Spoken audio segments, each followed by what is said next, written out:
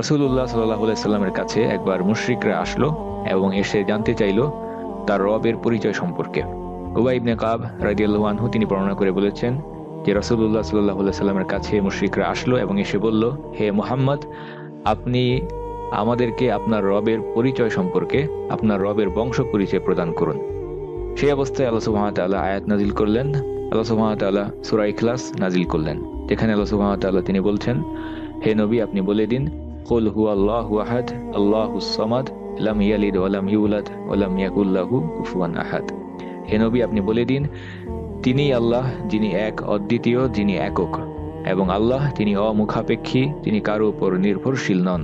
তিনি কাউকে জন্ম দেননি এবং তাকেও কেউ জন্ম দেয়নি, এবং আল্লাহ সুবহানাহু ওয়া তাআলার সমতুল্য ও সমকক্ষ কোনো কিছুই নেই। এই সূরা সম্পর্কে অন্যত্র রাসূলুল্লাহ সাল্লাল্লাহু আলাইহি ওয়াসাল্লাম তিনি বলেছেন, সেই সত্তার কসম করে বলছি যার হাতে আমার জীবন, নিশ্চয়ই এই সূরা ইখলাস, এটা হচ্ছে কোরআনের 1/3 বা 1/3 ভাগ।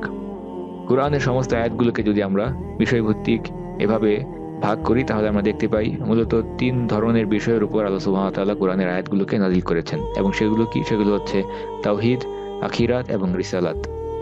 আল্লাহ সুবহানাহু ওয়া তাআলা আখিরাত সম্পর্কে কথা বলেছেন, রিসালাত সম্পর্কে, পূর্ববর্তী নবীদের ইতিহাস সম্পর্কে, নবী রাসূলদের সম্পর্কে আলোচনা করা হয়েছে, এবং আলোচনা করা হয়েছে তাওহীদ সম্পর্কে। এবং এই অংশে আমরা দেখতে পাই আল্লাহ সুবহানাহু ওয়া তাআলা তার উত্তম গুণবাচক নামসমূহ এবং তার বৈশিষ্ট্যগুলো আমাদের সামনে প্রকাশ করেছেন, তার নিজের পরিচয় প্রকাশ করেছেন। কাজেই যেহেতু কোরআনের প্রায় 1/3, 1/3 সেই অংশে আল্লাহ সুবহানাহু ওয়া তাআলা তার নিজের নাম এবং বৈশিষ্ট্যের পরিচয় দিয়েছেন, কাজেই এই বিষয়গুলো সম্পর্কে জানা আমাদের জন্য খুবই জরুরি।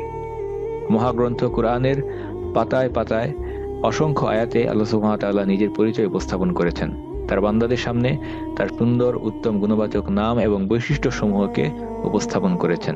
আল্লাহ সুবহানাহু ওয়া তাআলা তিনি বলেছেন, ওয়ালিল্লাহিল আসমাউল হুসনা ফাদউহু বিহা, এবং আল্লাহর জন্যই রয়েছে সমস্ত উত্তম গুণবাচক নাম সমূহ, কাজেই সে সমস্ত নাম ধরেই তোমরা তাকে ডাকো, দোয়া করো, ইবাদত করো।